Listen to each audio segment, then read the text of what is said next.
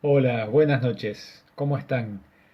Espero que bien. Vamos a compartir una vez más el momento de la buena lectura, como cada noche, o para el que lo sigue como cada mañana o como cada tarde, al momento que lo vean. Yo estoy transmitiendo en vivo hoy 6 de agosto por la noche, 9:30 de la noche aquí en Buenos Aires, eh, con la continuidad que vamos a tener del libro de la Utopía de Jesús, escrito por Juan Mateos, o mejor dicho, conferencias de estudio teológico bíblico que dio Juan Mateos y que se transformaron luego en libro. Eso es lo que estoy compartiendo con ustedes en esta semana. Hoy es jueves, yo ayer miércoles dije, bueno, mañana viernes, y varios me dijeron, no, mañana es jueves, sí, sí, fue un error al decirlo, por supuesto que hoy es jueves, y que vamos a compartir hoy y mañana todavía un poquito más del libro con el que me propuse acompañar esta semana de buena lectura.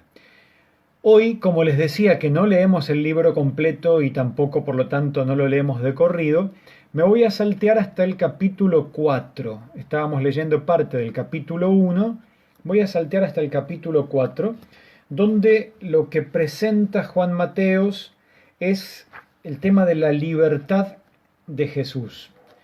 Cómo era libre, de qué manera vivía esa libertad y en qué campos la expresaba. Entonces habla de la libertad de opción, la libertad de expresión y de acción. También la libertad ante las instituciones, ante las convenciones sociales, libertad ante la enseñanza, ante la doctrina. Es muy interesante. Libertad ante los poderosos. ¿Qué sentido tiene para Jesús la denuncia? Eso entre hoy y mañana vamos a completar esta parte que me parece muy interesante para poder ver y reforzar, como les digo siempre, nuestra fe, mejorar nuestra fe, reforzar nuestro conocimiento y nuestro amor a aquel a quien seguimos, aquel que vino a poner una propuesta de vida alternativa, una sociedad alternativa hace mucho tiempo aquí en la tierra, para que esa sociedad alternativa se parezca más a lo que Dios planeó para la humanidad. De eso se trata el reino de Dios, que empieza aquí, que tenemos que difundirlo, que vivirlo y que ser parte aquí, primero en el corazón, pero en la sociedad también, para luego poder también soñar, ¿por qué no en un cielo, por supuesto? Bueno, entonces, la utopía de Jesús, de Juan Mateo, vamos a unas partes del capítulo 4, la libertad de Jesús. Comienzo a leer. En el relato evangélico sobre Jesús aparecen dos tipos de libertad activa: la libertad de opción y la libertad de expresión y acción. Libertad de opción. La libertad de opción de Jesús se expresa en su bautismo. En la cultura judía, la inmersión en agua era símbolo de muerte. Para las masas judías que acudían a Juan Bautista, simbolizaba la muerte a un pasado, el de la propia injusticia, el pasado de los pecados. Para Jesús, exento de injusticia, es símbolo de muerte en el futuro, es decir, de la aceptación incluso de la muerte, si fuera necesaria e inevitable, en su misión de ofrecer la salvación a la humanidad. Este primer párrafo que ya leo es un montón de contenido lo que acabamos de leer. El bautismo que ofrecía Juan Bautista, como lo sabemos, y la gente iba con ese objetivo, significaba un corte. Muero a mi pasado de injusticias. El que se bautizaba era para decirle a Dios, muero a mi pasado de injusticias. Quiero empezar una vida nueva, para que vos reines. Muerte al pasado, a la injusticia del pasado, a los pecados del pasado. Pero Jesús no tenía pecado, por lo tanto, cuando Jesús se bautiza, acepta la muerte que puede llegar a venir a futuro por el hecho de anunciar el reino y de traer la salvación para todos. Él opta por entregarse plenamente a la salvación nuestra, al anuncio del reino, y si eso le llevara a tener que entregar la vida, ya está dispuesto. Su bautismo ya adelanta la posible muerte. Todos morían al pecado del pasado. Jesús se compromete a que, si es necesario, incluso muere con tal de dar la salvación y anunciar el reino. Fascinante, ¿no? La opción de Jesús, opción total que lo lleva al don total de sí mismo, nace de su amor a la humanidad y lo expresa. Conocemos la respuesta divina a esa opción, que ha puesto a Jesús en plena sintonía con Dios. La comunicación plena del Espíritu, de la vida y el ser de Dios mismo, que hace de Jesús el Hijo de Dios, capacitándolo para la misión que se ha propuesto realizar. Es decir, aquí Juan Mateos nos dice que la respuesta de Dios Padre, cuando ve que Jesús se bautiza con la intención del corazón de decir, si hace falta doy mi vida con tal de anunciar el reino y de salvar, la respuesta de Dios es, bueno, entonces te lleno de mi espíritu para que puedas hacer eso. Jesús permanece firme en su opción, a pesar de las tentaciones que experimenta en su vida activa, en particular la tentación del poder. No se deja arrastrar por la popularidad y esquiva el liderazgo que le ofrecen en Cafarnaúm. No acepta el poder, retirándose cuando quieren hacerlo rey. Es decir, la libertad de opción de Jesús ha terminado su ejercicio. Libertad de expresión y acción. Desde ese momento empieza el ejercicio de la libertad de acción o autoexpresión, su libertad y autoridad para actuar. Jesús está lleno de amor a la humanidad y el Espíritu que Dios le dio le ha comunicado la capacidad de amar propia del mismo Dios. Jesús amaba a la humanidad, lo llenó de espíritu y le da esa capacidad para que ese amor sea igual al de Dios Padre. Ese amor se expresará en su actividad, sin reconocer trabas ni respetar obstáculos. Donde quiera vea Jesús a los hombres en situación de falta de vida, sea por la opresión, el hambre, la ignorancia, la renuncia a la libertad, allí Él manifestará su amor, procurando hacerlos salir de esas situaciones, aunque para ello tenga que chocar con los prejuicios, los usos establecidos o la oposición abierta de las autoridades religiosas y civiles de su tiempo. Esa libertad lo llevará a la muerte. La libertad de acción de Jesús está implícita en muchos detalles de los relatos evangélicos. Así, por ejemplo, en el episodio de la enseñanza en la sinagoga de Cafarnaúm, Marcos señala que Jesús entró en la sinagoga e inmediatamente se puso a enseñar.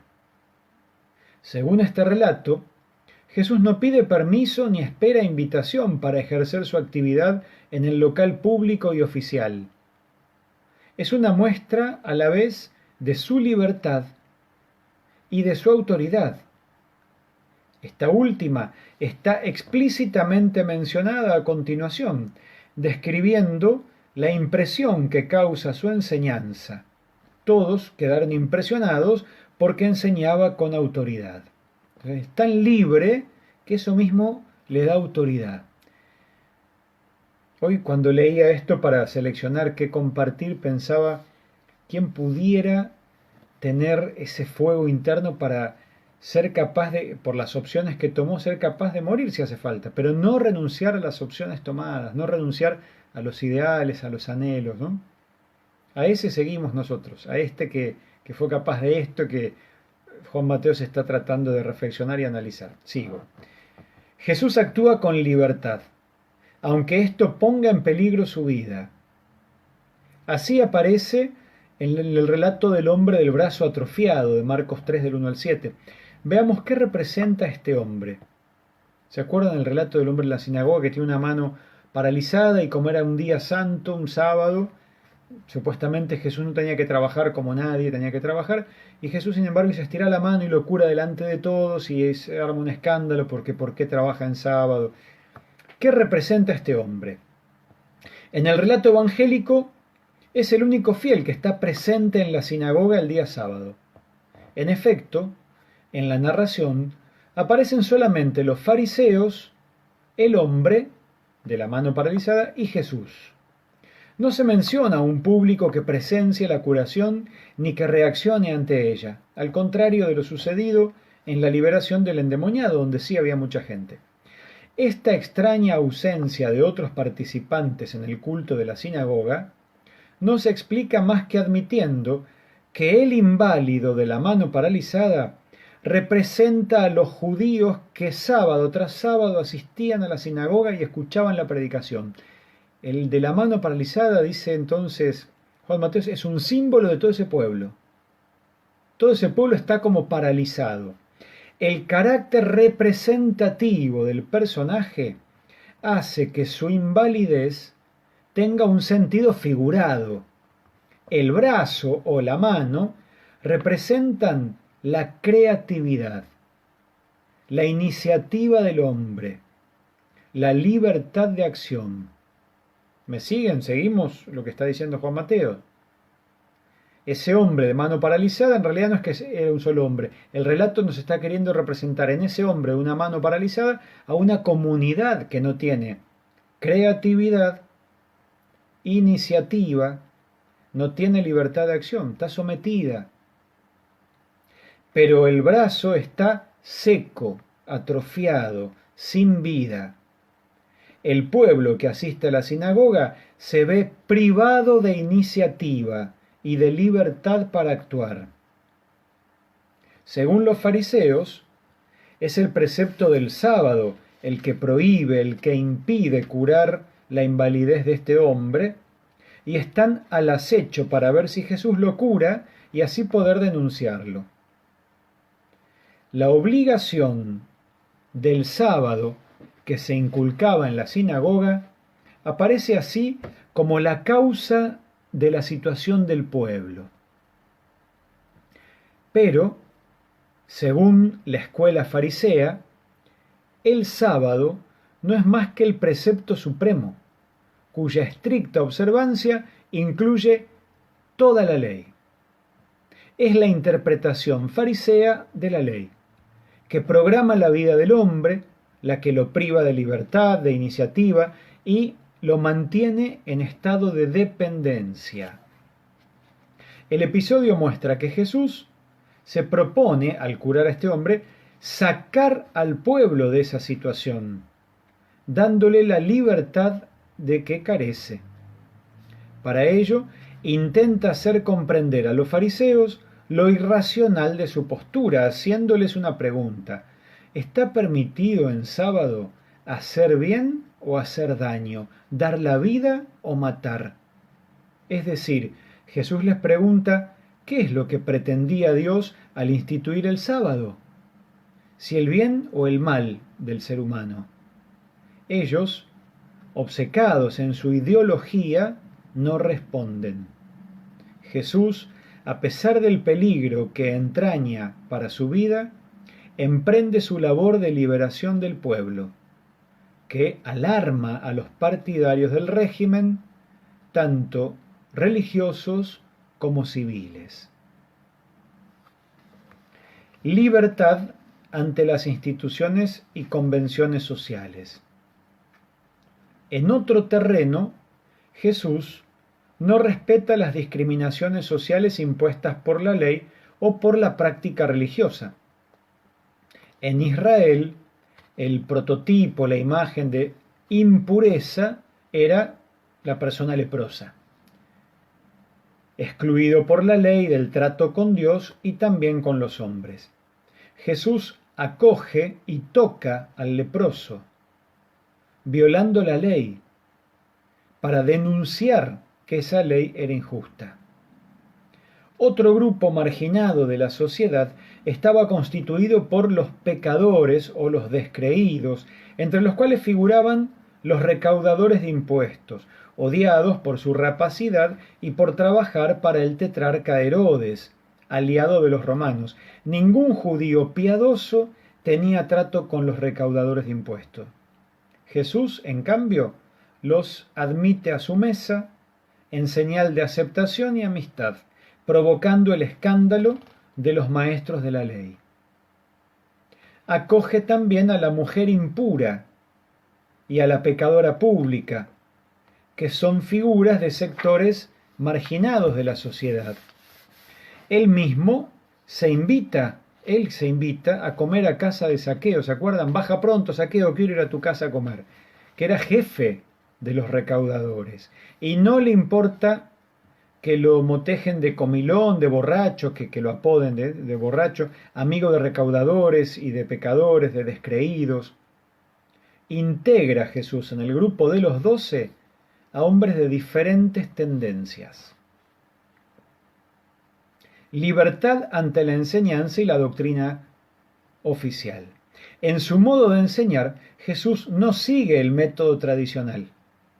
Su enseñanza impresiona a los asistentes a la sinagoga precisamente por no ser como la de los maestros oficiales.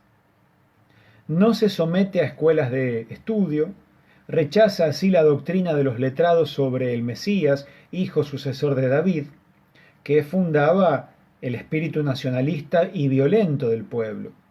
Tampoco sigue las escuelas reconocidas de moral y no admite el mandamiento de Moisés sobre el repudio, que degradaba a la mujer. Se opone a la teología de los saduceos, que era el partido de los dirigentes del templo, y rectifica la concepción materialista de los fariseos sobre la resurrección. Es decir, no tiene pelos en la lengua y contra todos los que estaban interpretando mal las cosas que le hacía daño al pueblo, Jesús abiertamente habla en contra de ellos y no se amolda a ninguno. Muestra la misma libertad respecto a los escritos del Antiguo Testamento, omite versículos del Antiguo Testamento que no concordaban con el mensaje. Un ejemplo patente es que el que aparece en Lucas 4:19, cuando comenta el pasaje de Isaías en la sinagoga de Nazaret, después de pronunciar las palabras sobre el año favorable del Señor, omite la segunda parte del versículo de Isaías, que es el día del desquite del Señor nuestro Dios. O sea, habla un texto, el Espíritu está sobre mí, me ha enviado para dar el año de gracia, para perdonar, para liberar, para sanar, y no lee algo que decía también el profeta antiguo, es el año de venganza de Dios. Eso Jesús no lo nombra, no está de acuerdo con que haya una venganza de parte de Dios. Anunciaba la victoria, la venganza contra los paganos, provocando la oposición de sus paisanos. Jesús eso no lo va a leer, porque es una idea nacionalista que él no comparte.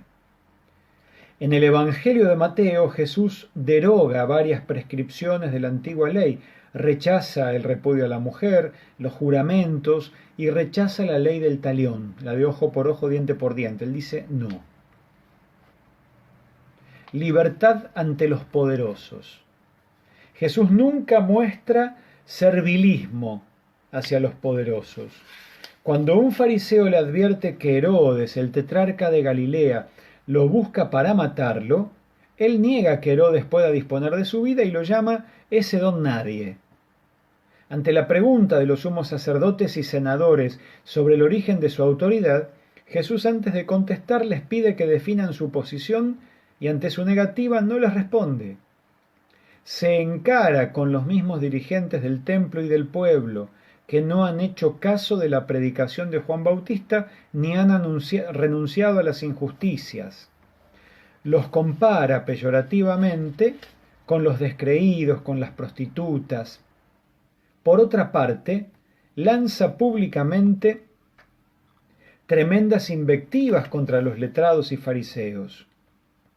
Sus mismos enemigos reconocen su libertad ante los poderosos. Le dicen: Maestro, que eres sincero, sabemos que eres sincero y que enseñas el camino de Dios con verdad, y no te importa lo que digan los demás. Bueno, hasta los enemigos van a reconocer que Jesús es muy libre. Hasta acá. Mañana continúo con un poco más. Fíjense cómo nos muestra este autor que estamos ahora siguiendo, Juan Mateos, en esta parte del libro, la libertad, la tremenda libertad que Jesús tiene, porque hay una opción que quiere anunciar el reino de Dios, la propuesta de una sociedad alternativa que necesita fuerza y la quiere anunciar. Y si eso le cuesta la vida, le cuesta la vida. No renuncia a que esta misión le pueda costar su vida. Por eso va libremente avanzando en todos los aspectos y dimensiones de la vida. Creo que es justamente relatos como estos los que nos ayudan a entender mejor los evangelios, el contexto, la manera de llevar adelante la misión como lo hizo Jesús. Así que ojalá podamos nosotros con estas lecturas y con otras que ustedes también elegirán para leer, ir tomando conciencia de a quién seguimos y entonces qué implica para nuestra vida y para nuestra fe tener un maestro con estas características. Espero que la hayan disfrutado. Continuamos mañana, último día que vamos a tocar, por lo menos por ahora, por este tiempo, la lectura de la Utopía de Jesús de Juan Mateos. Que descansen, buenas noches, Dios los bendiga.